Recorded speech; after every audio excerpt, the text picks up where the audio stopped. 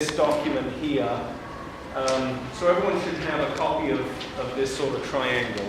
And I've actually taught this session a couple of times before at university as scouting, and it tends to work pretty well with just this handout. So there's no other handouts and no visual aids or anything. This is about it. So we're going to talk about engaging parents in scouting, and I'm going to do a little bit of talking, but you guys are going to do some talking too. We've clearly got a wealth of experience in the room, and so we're going to sort of get your thoughts and ideas on this. But what I'm going to bring to the table is a little bit of structure to the thought process. And this, essentially, this triangle with the little sort of bottom piece is the structure that we're going to talk about. You see, when we think about engaging parents in scouting, not all parents are the same. And so what I believe and what I have found is that it makes sense to understand what sort of parent are we dealing with here, so that we know what does it mean in terms of getting them engaged and involved. Does that make sense? Okay, so we've got this structure here, and I'm going to identify 4 types of parents. Now, I use the term parents, but in reality this relates to anyone. It could be, the local football coach. It could be, a bishopric member or someone like that. If you're from an LDS environment, it really could be anyone. Hopefully, it's not your scoutmaster here, at least at the bottom of the triangle. But we say parents, but this really works for anyone. In a sense, what we're doing is identifying a structure to see where are people sort of in their scouting mindset, in their scouting experience, and so on.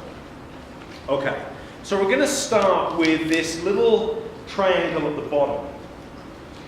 You see, the way this model works is that as we move upwards through the model, we get more and more supportive of scouting. And this very bottom, I think, is a relatively small group. This is what we call the detractor. And so a detractor from scouting is someone that actively seeks to sort of undermine what's going on in the program. They're actually anti-scouting. There's a few of them around, but I think it's a relatively small group. But I think we need to know sort of how we're going to work with them. Now, if I were to tell you that at the top of this model, the very tip here is the champion, the scouting champion, I think it makes sense to you that what we don't want to do, firstly, we're not going to deal with the detractor the same way we're going to deal with the champion. And secondly, we're not going to take a detractor and say, well, let's turn them into a champion. What we're going to do is move them up through the stages in this pyramid. So if someone's an active detractor from scouting, we're not going to say, you know what, brother, sister, or buddy. I shouldn't say brother, sister, should I? You know what, my friend? I think you should go to Woodbadge. Right? That's right. Okay, cross that out. If you wrote Woodbadge in the bottom one, cross that out, right? Because it's not going to work for these people. It's clearly not a good strategy to deal with the active detractor.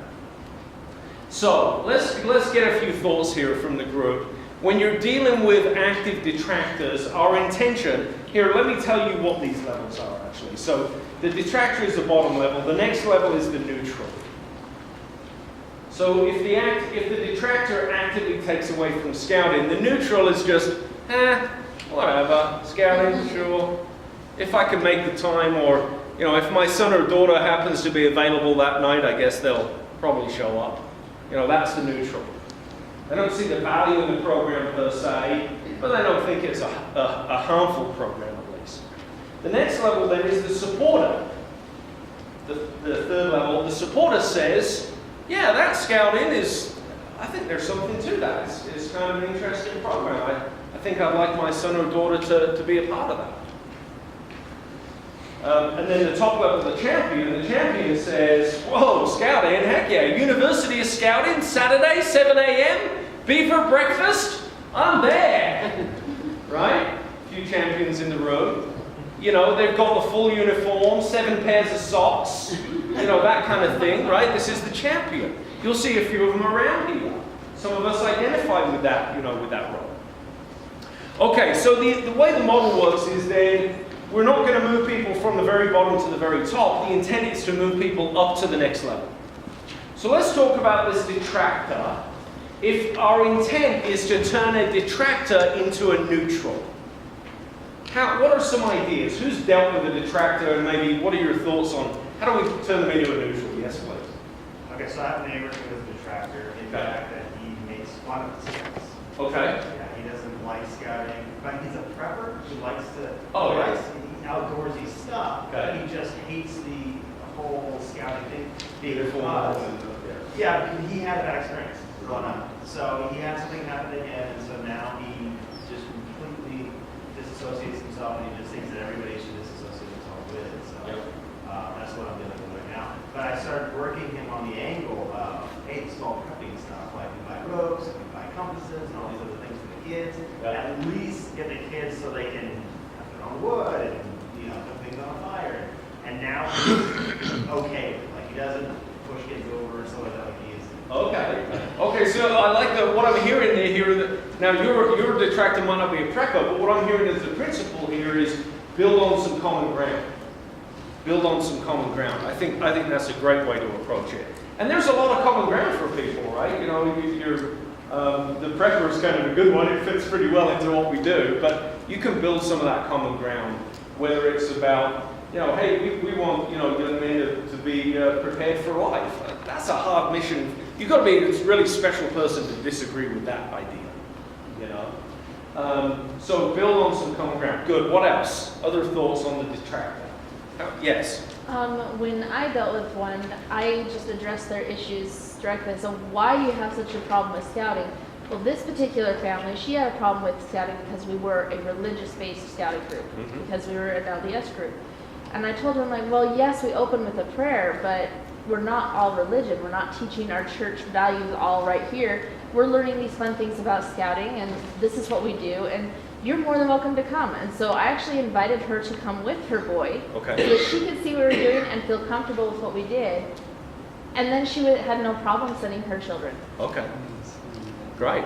So that's a pretty bold move there to sort of go to the detractor and say, hey, what is your issue? Right? Not everyone might be comfortable with that. In this case, you were, and it really worked out. And so the issue was about religion. It might be something else. I like the approach. I think that in some cases, you won't be able to get past it. In your case, you were able to say, okay, we'll come and take a look at what we're doing, and you can see that your sort of objections are not, we can overcome them. Be aware, for some detractors, their feelings are so strong, you won't be able to overcome them with that. Yeah. My experience has shown, the church has been involved in scouting for a lot of years and a lot of generations. Sometimes the detractors are detractors because they personally had a very negative experience with scouting, where they may have been bullied in a troop, or they may have had other issues. And so if you can address those issues and show them that that isn't necessarily scouting, and sometimes you can turn them, from detractors up to the next step, and possibly the 2 steps. Yeah, trying to really address their issue. Yeah, please. I think one of the biggest things that, at least for me, you got to rely on your talents. And I can't say that I'm clever, but I had a moment last year where we were doing a hard scouting push, and I went to the Relief Society and went to the whole spiel. You do this, we get a pin, we'll have a ceremony. And one of the sisters mentioned, well, I don't have any sons. I have nothing but daughters. And there was a couple other people that, had kind of nodded their head, and I was like, well, but these boys are going to be the ones that marry your daughters. Oh, yeah. That took away 45 minutes. Her and her daughters, the whole family ended up doing it. So sometimes I think, just being able to touch them and be a little bold, if you're that kind of person, just be able to bam. I think one of the things I'm hearing here is you really need to listen to your detractor. The commonality with these examples is you need to listen and give some thought to, okay, what is their concern?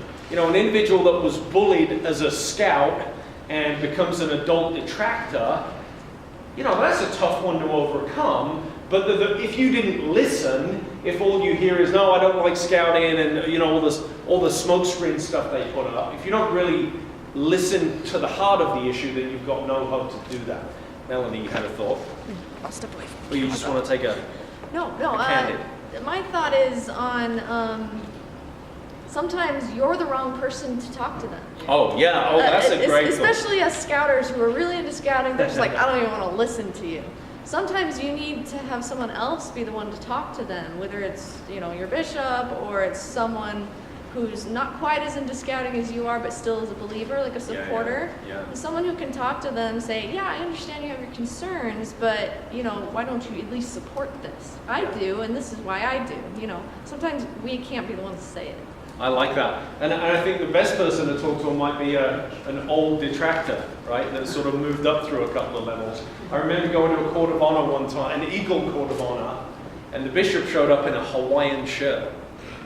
Now, I've never really seen a bishop in a Hawaiian shirt at a church function ever anyway, but, you know, he was a detractor. And part of his concern was the uniform, very sort of anti-military and just the whole uniform thing. Well, a couple of years later, that bishop would show up uniformed and so on. He would probably be a great person to really relate to the detractor, be able to tell a little bit of a story, say, you know what, for 20 years I hated scouting, I hated this, and this. Let me tell you about my experience over the last 2 years. That sort of thing. You know, I don't know if I was necessarily a detractor. I might have been more neutral, but I was one. I hated the uniform. Okay. I hated merit You badges. look very good at it now. Thank you. But for me, what it was is when I learned the why. You know, when I started learning the aims and methods of scouting. You know, and I started realizing that because growing up for me as a boy, I always visualized it was about learning first aid. It was about the knots. And I never knew there was a